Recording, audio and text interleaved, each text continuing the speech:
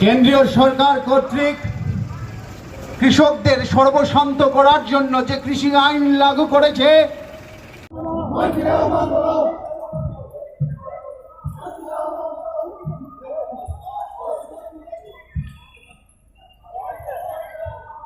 সরকারের জনপ্রতিনিধির বিরুদ্ধে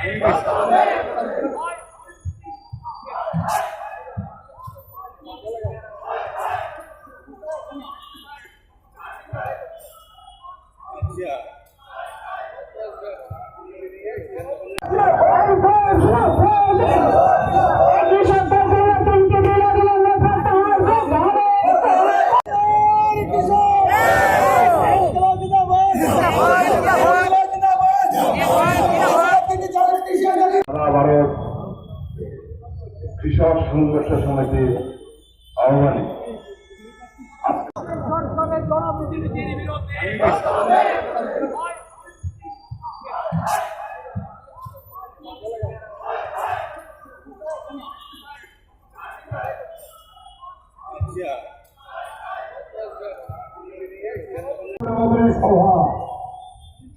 আমি আমাদের কৃষক এবং শ্রমিক সংগঠনগুলোর পক্ষ থেকে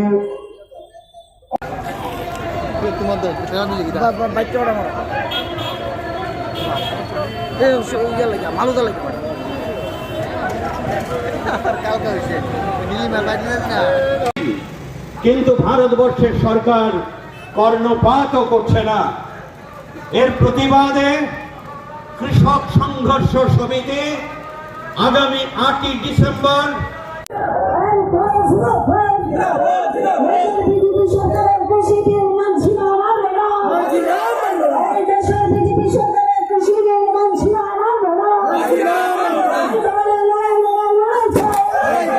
পুলিশ নেমে দিয়েছে আন্দোলনের উপর।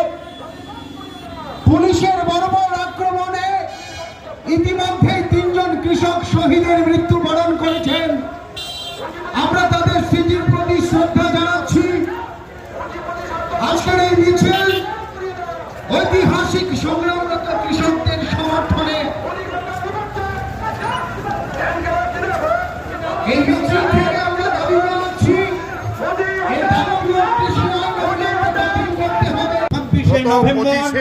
সারা দেশব্যাপী শ্রমিক সংগঠন ডাকা যে ধর্মঘট ছিল ত্রিপুরা রাজ্যে, এই ধর্মঘটকে ভাঙার জন্য বিজেপি গুন্ডাবাহিনী রেলিয়ে দিয়েছিল। তারপরেও তারা ব্যর্থ হয়। সিআইটিউ অফিস সহ বামপন্থীদের বিভিন্ন অফিস ভাঙচুর এবং লুটপাট করেছে।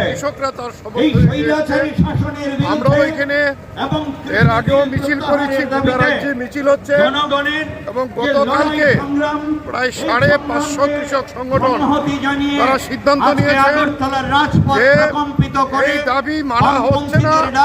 তাই আগামী 8ই ডিসেম্বর মঙ্গলবার গোটা দেশ স্তব্ধ করে দেওয়া হবে। সমস্ত জায়গায় ইতিমধ্যেই ট্রাক অপারেটর যারা তারা আগেই বলেছিল 8ই ডিসেম্বর এই বন্ধ হবে এবং আমরাও আজকে এখানে এই বন্ধের সমর্থনে দিল্লির কৃষক আন্দোলনের সমর্থনে আগরতলায় এই মিছিল করে আমরা তাদের সংহতি জানানো এবং এই বন্ধের সমর্থনে আমরা মানুষকে আহ্বান জানাবো। আপনারা সবাই এই ভারত বন্ধ আহ্বান করা হয়েছে।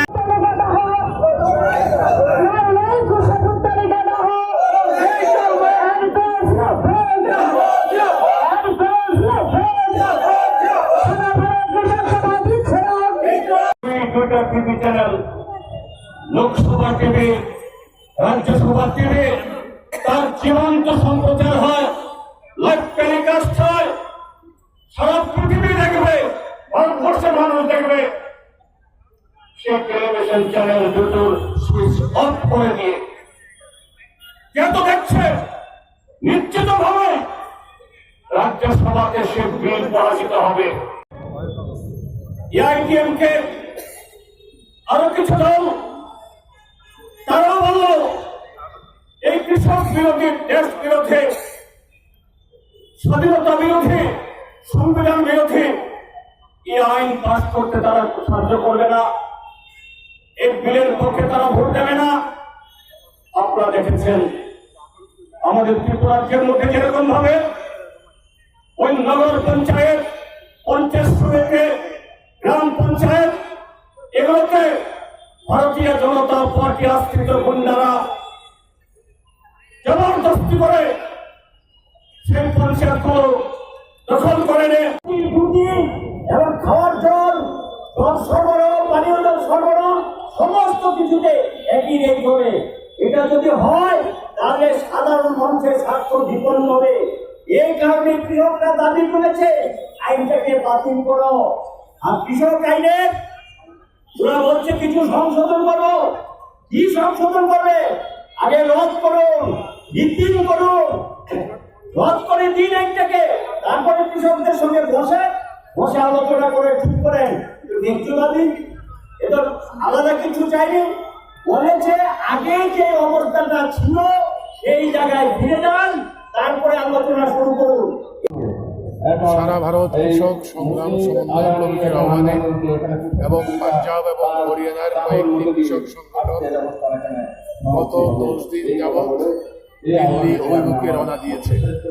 ভারত সরকার তাদেরকে দিল্লি যেতে বাধা দিচ্ছে, রাস্তাতে আটকে দিয়েছে। বাধ্য হয়ে জাতীয় সড়ক, প্রধান সড়ক ভারতবর্ষের বন্ধ হয়ে রয়েছে, দিল্লি চারদিক থেকে ঘেরাও। আমাদের কিচ্ছু চাই না, আমরা চাই যে আইনগুলো তোমরা করেছ, 3টি আইন, কৃষি আইন, এই আইন কৃষক স্বার্থ বিরোধী, এই আইন প্রত্যাহার করো, বিদ্যুৎ বিল বাতিল করো, এগুলো করে তারপরে তোমাদের সঙ্গে সরকারে আলোচনা হবে। কিন্তু সরকার আলোচনা করতে রাজি আছে, কিন্তু সত্য সাপেক্ষ বিদ্যুৎ বিল এবং কৃষি বিল প্রত্যাহার করতে রাজি হচ্ছে না। কাজেই এই আন্দোলন দীর্ঘস্থায়ী হবে। এই আন্দোলনের প্রেক্ষাপটে 8ই ডিসেম্বর ভারত বন্ধ আহ্বান করেছে। আমাদের দেশের সমস্ত মানুষের কাছে, ধর্মনিরপেক্ষ, গণতান্ত্রিক সমস্ত মানুষের কাছে আমাদের আবেদন, এই ধর্মঘটকে সর্বাত্মক সফল করুন, এই সরকারকে পরাজিত করুন, যেন এই বিল পাশ করতে না পারে, কার্যকরী করতে না। আপনার তো খিদে পায়, আপনার তো খেতে হবে, আপনার যদি রোজগার না থাকে খাবেনটা কি? কাজে এই লড়াই রোজগার আদায় করার লড়াই, এই লড়াই আমার পেটের খিদা পূরণ করার লড়াই। ওটা ভারতবর্ষ ওদের এখন কয়েক কোটি কোটি লোক যারা সন্ধ্যার সময় খেতে পায় না, দিনের বেলা খেতে পায় না, অবস্থ অবস্থায় তাদের রাত কাটাতে হয়, এই পরিবেশ তিনি তৈরি করেছেন। এটার বিরুদ্ধে আমাদের রাজ্য সংগ্রাম চলছে, এই সংগ্রামকে এগিয়ে যাবেন। এবং তার পাশাপাশি আবেদন রাখবো, যে সমস্ত বন্ধুরা আমাদের কথা শুনছেন, আপনি সাহসিকতার সঙ্গে সাহসের উপর ভর করে এই ধর্মঘটে সামিল হন, কৃষকের পাশে দাঁড়ান। আমাদের সকল পরিবারের ইতিহাসটা কি? আমরা কৃষকের ঘরে সন্তান ছিলাম, জমির পরিমাণ কমে গেছে, হয়তো এখন অন্য পেশা বেছে দিয়েছে। তা আমাদের অতীত হলো সবাই কৃষকের পরিবারের সন্তান আমরা। আজকে যে কৃষকের পরিবারের এই অবস্থা, আমার বাবা কাকা যারা কৃষক করতেন, কৃষি জমি যাদের আছে, তাদের এই সর্বনাশ, সকলের সর্বনাশ দিকে আনবে। এটা চিন্তার মধ্যে রেখে, বিবেচনায় রেখে এই আন্দোলনের সমর্থন করুন, অন্যদেরকে বুঝান, সঙ্গে নিয়ে আসেন। এই আবেদন রেখে সকলকে ধন্যবাদ। আজকে গোটা দেশে গত কয়েকদিন ধরে আজকে গোটা দেশে অসংখ্য মিটিং হয়েছে এবং এর আগেও বড় আত্মহত্যার ঘটনা ঘটেছে। একটা ধারণা হয়ে গেছে তামিলনাড়ুর কৃষকরা কয়েক মাস দিল্লিতে আন্দোলন করেছে, তাদের দাবি মানা হয়নি, শেষ পর্যন্ত তারা বাড়িতে ফিরে গেছে। ওই ধারণা থেকে মোদী সরকার ভাবছে যদি এমনটা করা যায় কয়েকদিন থাকবে, বাড়িতে ফিরে যাবে, এই ধারণা হয়েছে। আমরা গোটা দেশবাসী এই আন্দোলনের পক্ষে দাঁড়িয়ে এই ঘোষণাই দিতে চাই, দাবি আদায় না হওয়া পর্যন্ত আন্দোলন চলবে, এই আন্দোলন সামনে এগিয়ে যাবে। সকল অংশের মানুষ আমরা তাদের পাশে আছি। এটারই ওয়ার্নিং, সতর্ক করে দেওয়া হচ্ছে। প্রথম পদক্ষেপ হিসেবে 8 তারিখ দেশব্যাপী যে ধর্মঘট দেখেছে, আমরা আবেদন করব এই ধর্মঘটকে আপনি হাজির হন এবং সমর্থন করুন। কেন ওরা বলবে কর্মনাশা, তুমি ডেলি আমার কাজ খেয়ে নিচ্ছ, 15 কোটি লোকের কাজ কেটে নিয়েছো, এটা কর্মরেখা না? 15 কোটি লোককে বাড়িতে পাঠিয়ে দিয়ে বলছে কর্মরেখা, একদিন ধন্যবাদ করলে নাকি কর্মরেখা হয়ে যায়। আর নরেন্দ্র মোদী সরকার কোটি কোটি মানুষের প্রতিদিন কাজ খেয়ে বাড়িতে পাঠিয়ে দেয়, সেটা কর্মরেখা না। মানুষকে ছাঁটাই করে দিয়েছে, এটা কর্মরেখা না। এদের এই ব্যাখ্যা হলো একচিটিয়া পুঁজি ধনী গরিব ফুটবল জমিদারদের স্বার্থ রক্ষা করার জন্য।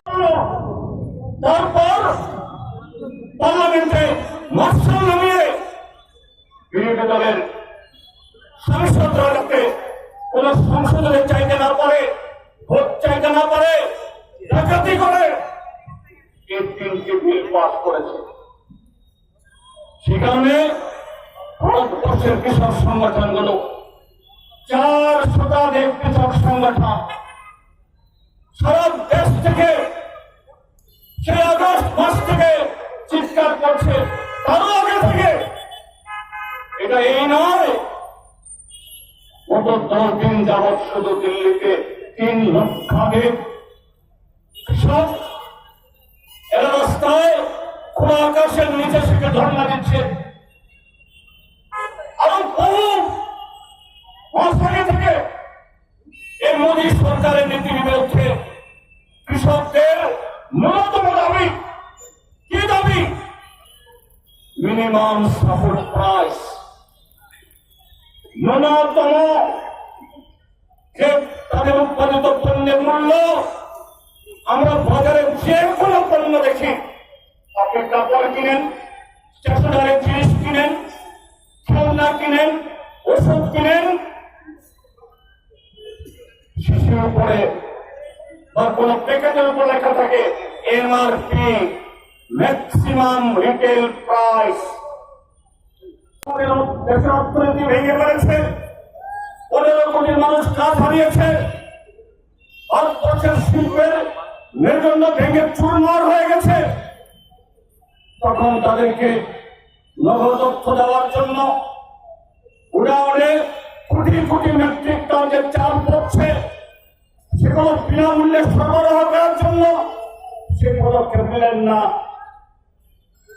3টি অর্ডিন্যান্স অধ্যাদেশ জারি করে কিভাবে কৃষকদের আরো বিপন্ন করা যায়, তাদের ক্ষেত্রে কিভাবে এদেশের জমিদার, একচাটিয়া পুঁজিপতি, বিদেশি সাম্রাজ্যবাদী এদের হাতে তুলে দেওয়া যায়, সেই অধ্যাদেশ জারি করল। গত আগস্ট মাসে পার্লামেন্টের বৈঠক হল, শীতকাল অধিবেশন। সে অধিবেশনে একটা অধ্যাদেশ 6 মাসের বেশি রাখা যায় না। 6 মাস পেরিয়ে গেলে এটা বাতিল হয়ে যাবে। এটাকে বিল আকারে নিয়ে এসে পার্লামেন্টে পেশ করা হলো। লোকসভাতে ভারতীয় জনতা পার্টি এবং তাদের সহযোগী দলের সংখ্যাগরিষ্ঠরা সেখানে তো অনায়াসে পাস হবেই, পাসও করেছে আগস্টের 22 তারিখে। কিন্তু রাজ্যসভাতে সংসদের আরেকটা কক্ষে এখনো ভারতীয় জনতা পার্টি তারা সংখ্যাগরিষ্ঠ না।